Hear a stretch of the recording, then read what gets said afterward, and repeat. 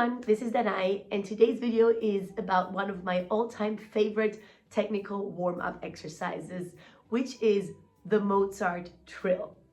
I've mentioned this exercise in a previous video where I was talking about trills in general and how I practice them, but I only briefly touched upon it, and I thought that it would be important and very helpful to make a separate video where I go more into depth and really explain what this exercise is all about, because to me personally, it is one of the most important exercises that I do. It is one of the exercises that I do every single day, no matter in how much of a rush I am. If there is only one single exercise that I can do, it's going to be this one, because after I've done this one, I really feel that my fingers are ready, they have woken up, they're activated, and are able to play anything.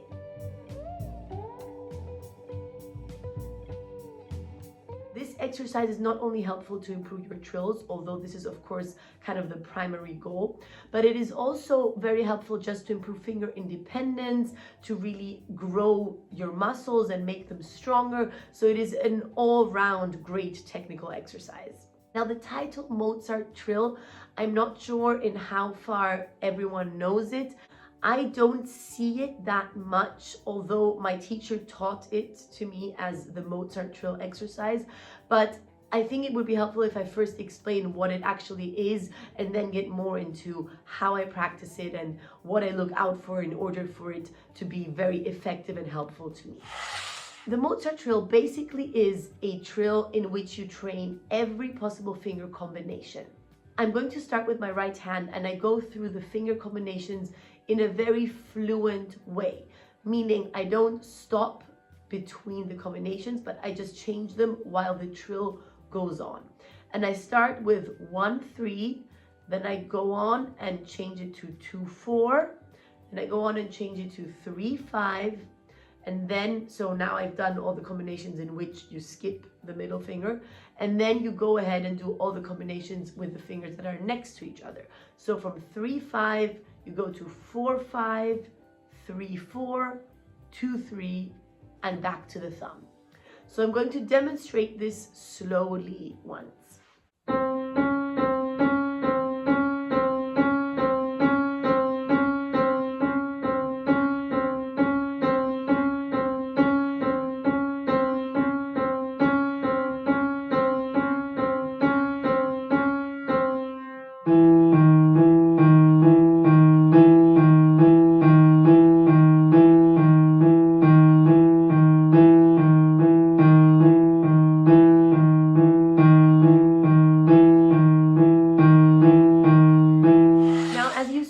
I did this exercise in triplets, which is the first important thing which I find is very helpful, because you don't want to go ahead and be playing 2 notes at a time, but you want to do this triplet accentuation, because that way you ensure that you are training both fingers. Because as a triplet, one time you're going to accentuate the thumb, the other time the third finger, and every respective finger depending on the fingering that you're in at the moment. So it is very important that you always mentally think of triplets, and if you need to, even place little accents every 3 notes. As you saw, I did the same thing in the left hand. It is the exact same fingering. You're just simply mirroring the right hand. And as you noticed, I right now played a white key and a black key. Now, what the Mozart Trill exercise is all about is not only training the different fingerings, but also training every different possible key combination. So trilling on a white key and a black key, then trilling on a black key and a white key, then trilling on a white and a white key, or on a black and a black key. So there's so many different combinations. Then there are different intervals, minor thirds, major seconds, minor seconds. So all these different things. And the way to reduce them in the most effective way and not be playing different combinations for 1 hour is that you start with a C, the way I started right now, and go through every interval until the major third. So I'm going to start with C, C sharp, then C, D sharp, and C, E. I'm going to do the same thing with the left hand, only starting on the E. So I'm doing E, E flat, E, D flat, and E, C.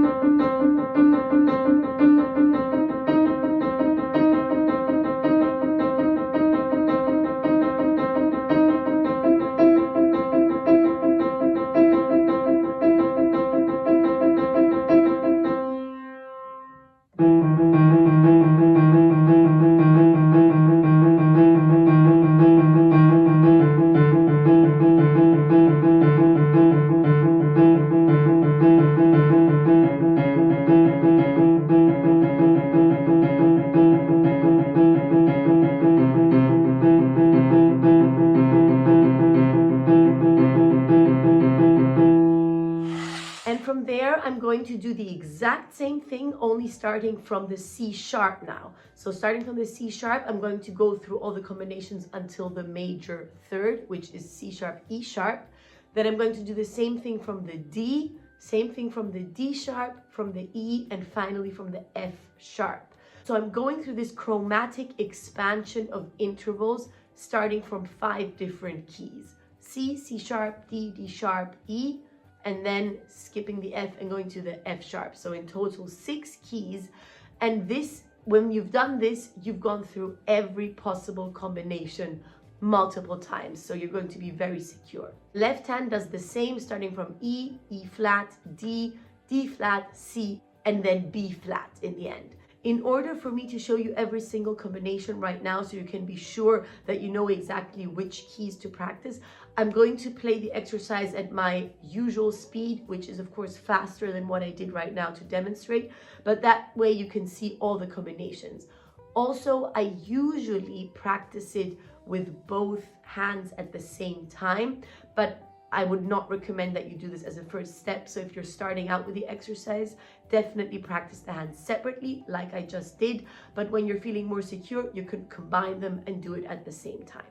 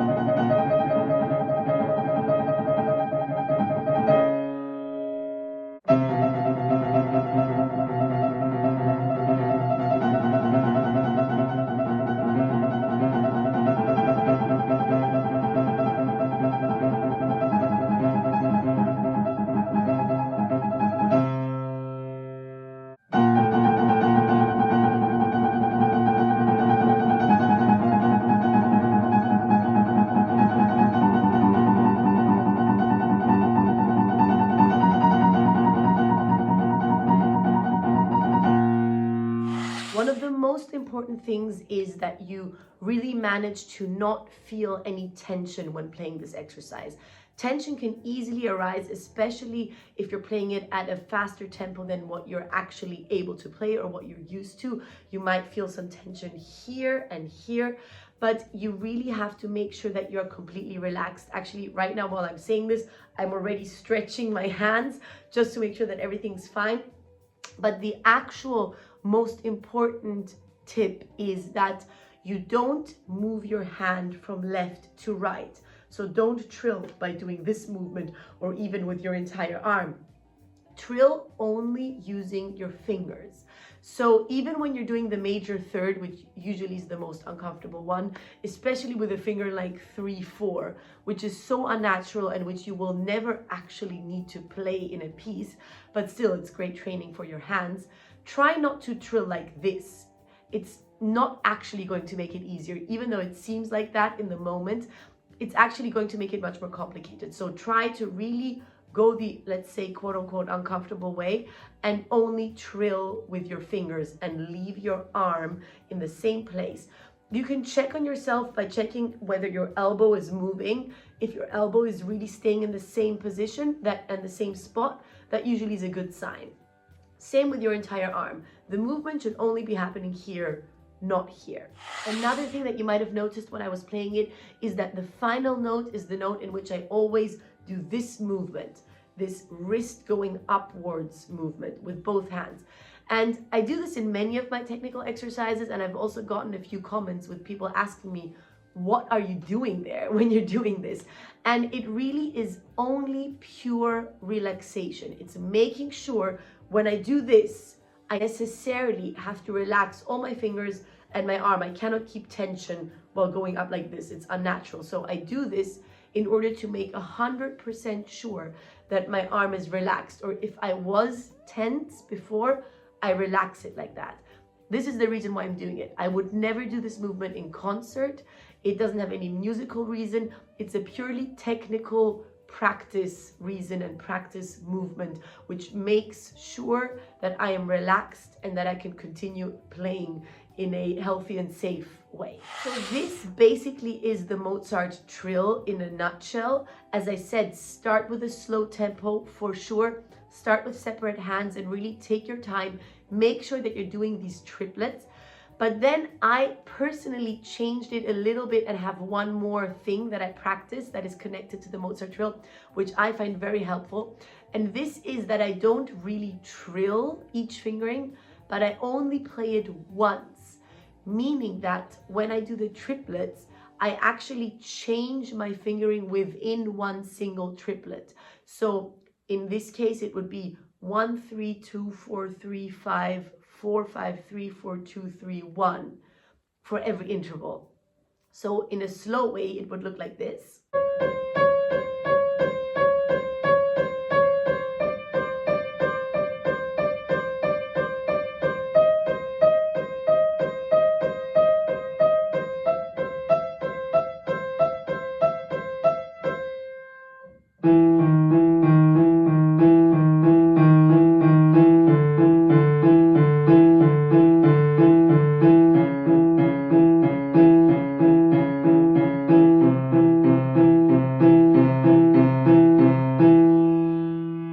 Then I also do the same like with the actual trilling. I combine both hands and I play it at a faster tempo and go through every possible interval combination, but with the quick finger changes.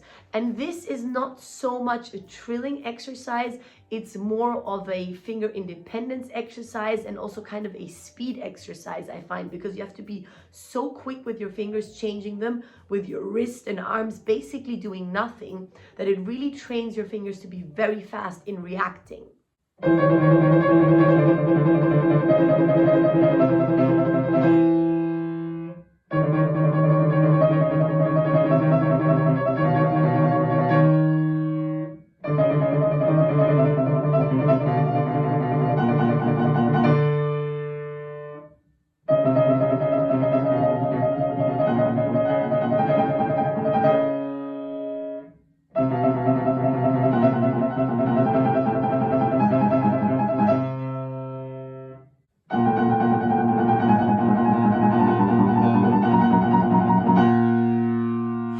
Again, make sure that you're not moving from side to side, from left to right, but that you're really doing the minimal necessary movement and only doing the fingers, because this is really what's going to help you and what's going to make this exercise the most effective.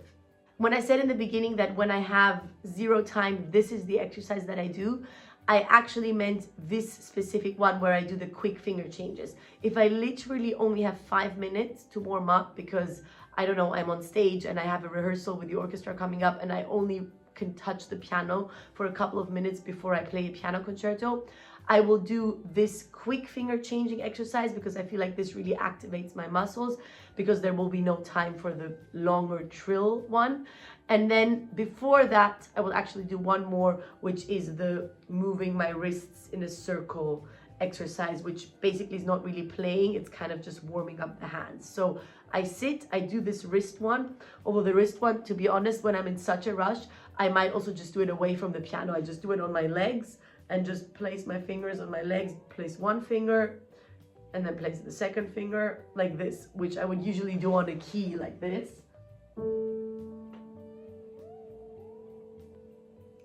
And also with my left hand, same thing. It's basically just a rotation of the wrist clockwise and then counterclockwise, and this with every finger. And then I will go ahead and do this exercise where I quickly change fingerings. This is my absolutely emergency warm-up plan when I only have a couple of minutes and then have to perform, I don't know, let's say Tchaikovsky concerto. So this was one of my personal favorite technical warm-up exercises. As I said, it really changed a lot for me. I think it is one of the most important exercises that I ever learned, and I can very strongly recommend it to anybody that is interested in improving their technique at the piano. Please let me know in the comments down below whether you already knew about this exercise or maybe have also already been doing it, or whether it was new to you and if you found it helpful. If you liked this video, please leave a like. That would help me a lot, and subscribe to my channel. Thank you so much for watching, and I will see you again in the next video. Bye!